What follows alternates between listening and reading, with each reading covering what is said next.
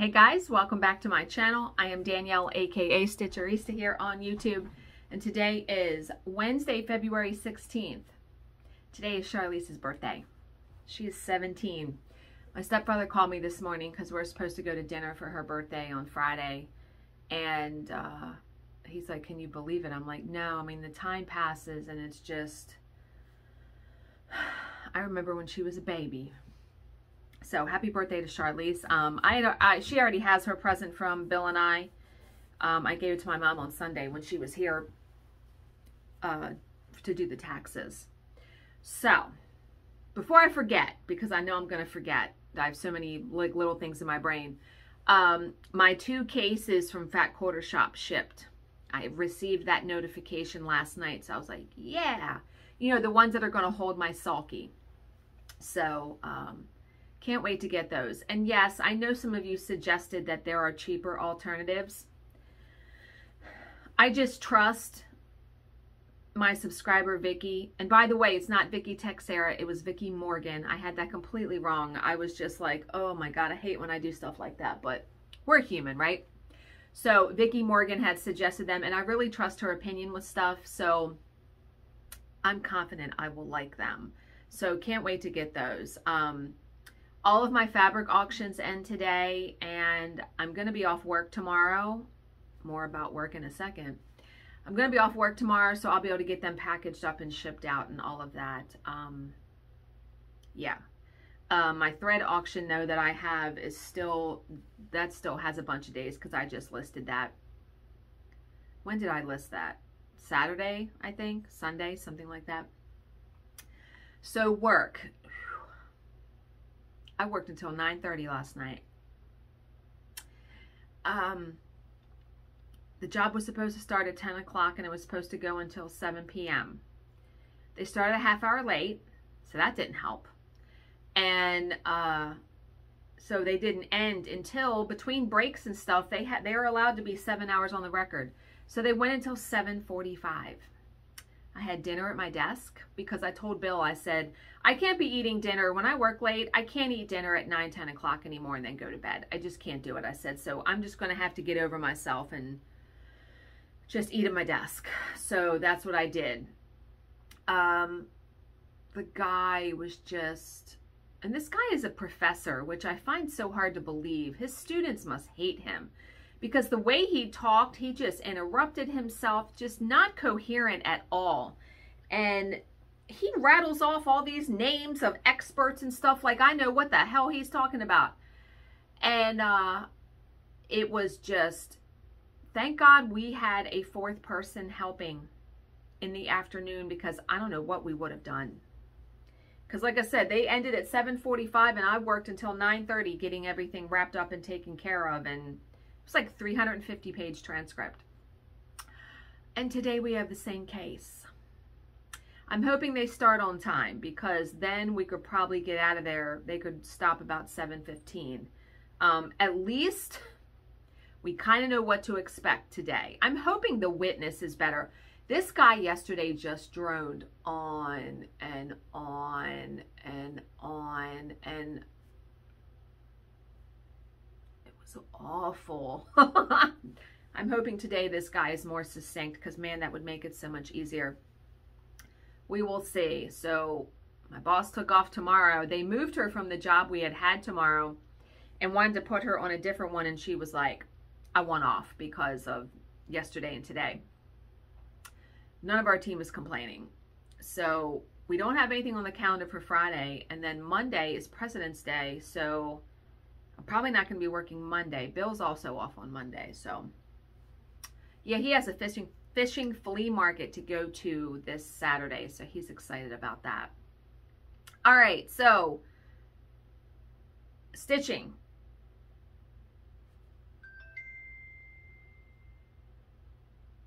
Okay. I don't know why she's sending me that. It's a work email. Wait a minute.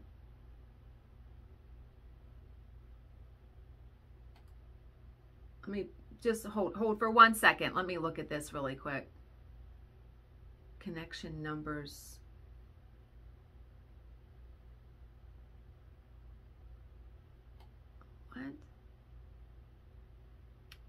All right, let me pause and deal with this for a second. I'll be right back. Okay, I don't even remember what I was talking about. I'm already annoyed and the day has hardly even started. Stuff that I didn't have for the job yesterday that she wants me to add. It's just not having all of the stuff at the end of the day irritates me to no end.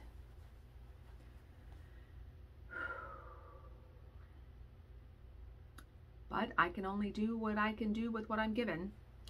All right, so I did a little bit of stitching today. And let me...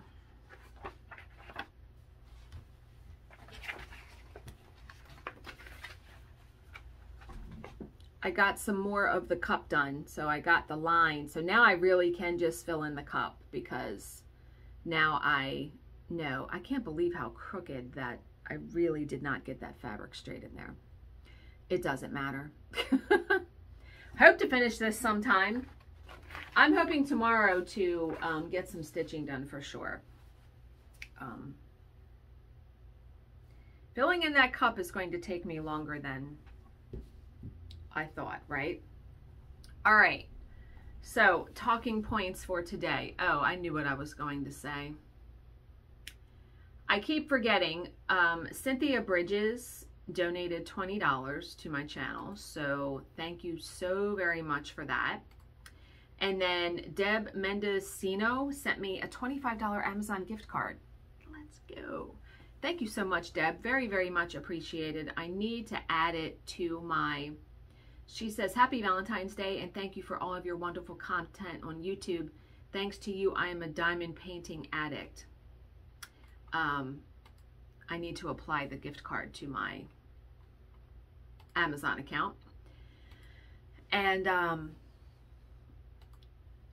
thank you so much to everyone who donates their time and money and all of that.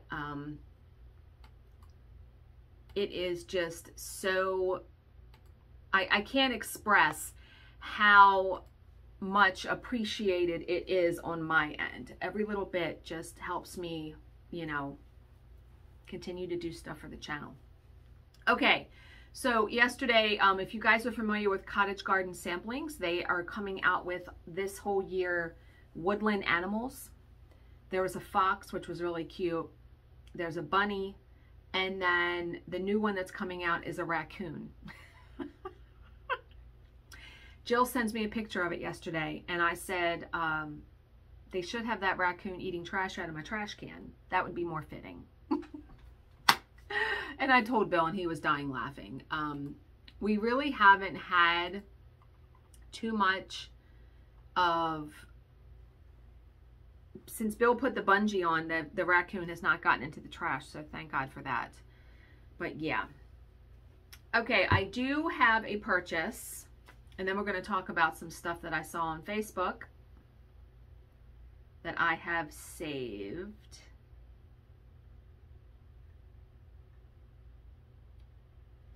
Okay, so I ordered, this was on eBay. This is a piece of color and cotton, 18 dot, I cannot talk, my brain already.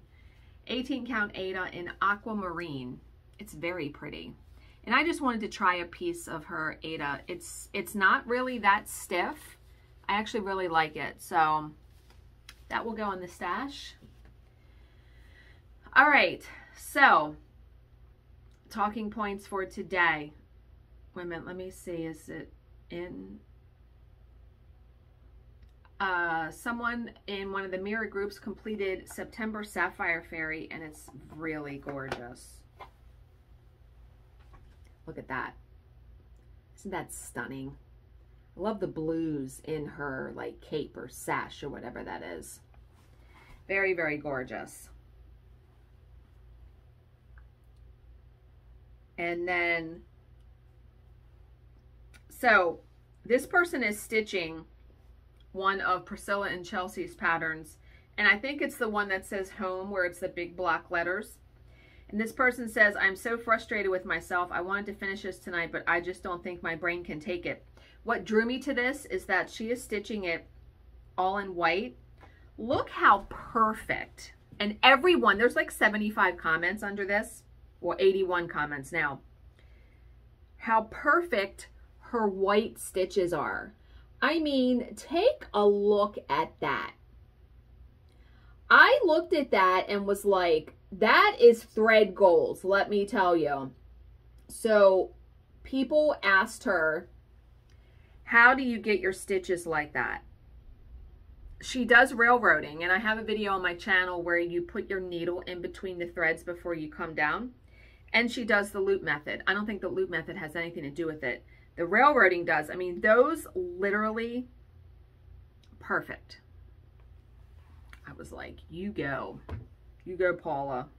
Paula Wells, that's who did that. Astounding, because man, I feel like I can't get my white stitches that good. All right, so somebody found a stamped kit piece that her mother finished in the early 1970s. It is hung in her kitchen in the house I grew up in since 1976. It is now at my house as she passed last week. I have never seen another like it.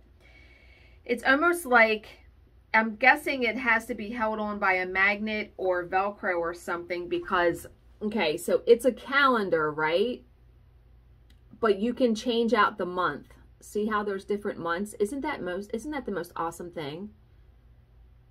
And the fact that it's lasted since 1976, that's pretty astounding. I just love stuff like that. And obviously, you have to change all the dates on the calendar to coincide with the days of the week too. So those have to be on there by Velcro or something too. So very cool though, right? Love seeing stuff like that. And what that took to make had to have been quite involved. All right, so the talking point really though for today is about variegated thread. So you know I'm doing variegated thread for the mug in that. And there's like some hearts too where that thread is stitched. Someone said, okay, so variegated thread, I'm struggling. If I let it go willy-nilly, it's just okay. But I see y'all's pics when you use it and it's flawless. How? So with variegated thread, a lot of people commented, I'm going to show you. Some people, what in the hell? If you want the variegation to really look like what it is in the strand, you have to complete each X as you go instead of like doing a line and then coming back. If you do a line and you come back, you are going to get a very different look to your thread. And a lot of people said that. And let me see. I know that there were some pictures where people are using it. Where are the pictures? Oh, look at this one.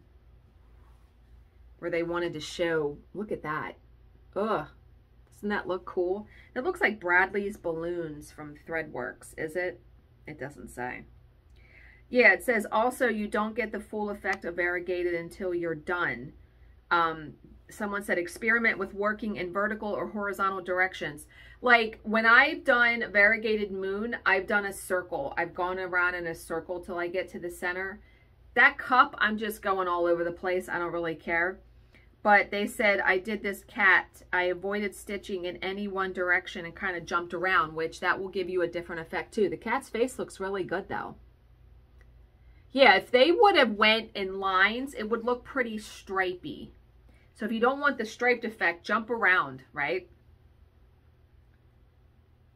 Now, this is what really caught my eye, these two. Look at this piece.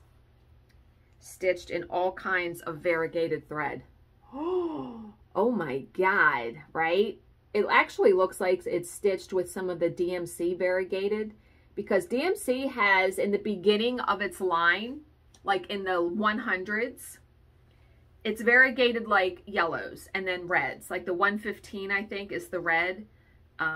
Really beautiful effects on that. That is gorgeous. I saw that and was like, holy hell. And then someone said they did this to see how the variegated threads were going to look. This looks really cool. Look at that. Love that. Looks like kind of a satin stitch that you would use. But yeah, that's what most people, oh my. Oh, someone used black work. Oh my God, look at that. Gorgeous. Love the rainbow one. Bradley's balloons, though, from Threadworks is what really, someone said, is it Bradley's balloons? That thread just stands out. Okay, and there is an article that says how to use variegated floss for cross stitch. And then someone else had put an article, how to stitch with variegated threads. Now, you could also be pretty picky. So when you cut a length and you get to the end of it, if you wanted to begin with that same color that's at the end, you could look on your thread and cut it so you would be, you don't understand what I'm saying? Like, let's say you have variegated red, blue, yellow. If you get to the end and you're stitching with yellow and you wanted to continue with the yellow and have it go yellow, green, blue, the opposite, you'd have to find that in that thread and start with it, if that makes sense. People do it all different ways. I wouldn't stress too much about it. I'm trying to think if I know I've stitched with variegated thread. I'm looking and I can't really see something to show you. Yeah, I don't know. But yeah, there are a ton of ways to do it. I wouldn't stress about it. As long as you like it, that's all that matters. Okay. Today's motivational story is called Making a Small Difference. There was a man taking a morning walk at the beach. He saw that along with the morning tide came hundreds of starfish, and when the tide receded, they were left behind, and with the morning sun rays, they would die. The tide was fresh, and the starfish were alive. The man took a few steps, picked one, and threw it into the water. He did that repeatedly. Right behind him, there was another person who couldn't understand what this man was doing. He caught up with him and asked, "What are you doing? There are hundreds of starfish. How many can you help? What difference does it make?" This man did not reply, took 2 more steps, picked up another one, threw it into the water, and said, "It makes a difference to this one." So the moral, what difference are we making? Big or small, it does not matter. If everyone made a small difference, we would end up with a big difference, wouldn't we? Just like this kind of goes in line with the story yesterday a little bit, or some of the ones that I've read, where the smallest act of kindness can have the biggest ripple effect. So just when you think you're not making an effect, you may be. So yeah, I like that story. I like a lot of these stories. Little snippets, I love them. I'm still reading that book, The Housekeeper. It's getting quite twisty and turny now. And I'm trying to sit here and think, people aren't who they say they are. All right, so how are we going to continue to unfuck ourselves in 2022? This is a quite long one. And it always doesn't tear right when I do that. The paper. You know what's funny? Yesterday I was on Facebook, and I'm friends with a lot of people I went to high school with, even though I wasn't really friends with them. I think we all do that, right?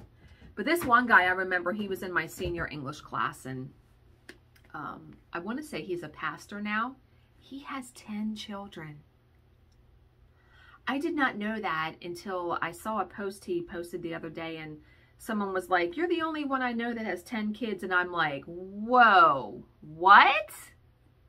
10 children? Boy, that is a commitment, let me tell you. And he is still married to his wife that they've been together since college. I mean, this year we've been out of high school for 30 years. I can't even. All right. If you're suffering from what feels like a lack of love in your life, the issue isn't finding love. Look at yourself instead, to deal with what's in your way, to learn to fully express your love, and to expose yourself to another's attentions and all in a mature and nurturing way, a way that works. Some of these I don't really care for, I'm going to be honest. And some of them, like this one, I love. Like, I like the really simple ones like this. I'm of the mindset that if you don't have a boyfriend, a girlfriend, or husband or wife, and you go out actively searching for it, you're not going to find it. It's when you stop looking. That, I know that's what happened with me with Bill, because I was on Match.com after my last relationship had ended, and I went on one horrible date, and I was like, F this. You know, there were guys that were like my dad's age that were like winking at me and stuff, and I was like, I can't with this. I said, if I can't meet someone organically, it's not going to happen. And just as I was ready to cancel my account, Bill had contacted me on there and said, hey, did you used to live in such and such neighborhood? And I was like, who is this? Because the picture in the email was like microscopic. And when I went to his profile, I was like, oh my God, that's Bill. And so I wrote him back, not as a date, just as, because we were friends in school and grew up in the neighborhood across the street from each other. So I contacted him and was like, hey, we should get together, catch up, you know, and then love blossomed. So was not looking for love at that moment. And, you know, it's still funny. Sometimes he says he'll look at me and just can't believe that him and I are together, because back when we were growing up and in the neighborhood and stuff, I mean, there were people that grew up with us that can't believe that we're married. So I love our story. It's absolutely one of the most awesome things, especially given that, you know, he's been married 2 other times. I am his 3rd wife. So a lot of the firsts that you do in a marriage, they've already been done, especially with his first wife. So our story to me is unique, and it's ours, and nobody else that he's been with has a story like that. So I treasure that, you know, the story and how we got together. Like I said, and the fact that we grew up down the street, across the street from each other, and hung out in the neighborhood and went to the park and played basketball and softball and all that outside stuff that kids that grew up in my generation did. Yeah. I remember my brother is 2 years younger than me. Just a quick story, and then I'll end this because got to get to getting here. My brother had borrowed a skateboard from a boy in the neighborhood, and, you know, we have like the sewer grates and stuff can go down there, right? Somehow my brother, the skateboard went down this sewer grate. Well, he's crying at this point because he thinks this guy's going to pummel him. And Bill happened to be out there or around, and he got the grate off and went down there and got the skateboard. I never forgot that. I have to remember to tell him that story when he gets home. He probably doesn't remember stuff like that. I remember stuff like that though. So yeah, Bill and I have lots of stories. We have lots of stories now. I mean, in April, we'll have been together for 13 years. So lots happened in 13 years, right? Okay. So I hope you guys all have a great Wednesday. As always, if you have any questions, please leave them in the comments section below, and I will answer them to the best of my ability. Thank you so much for watching and subscribing, and I will see you in my next video. Bye, guys.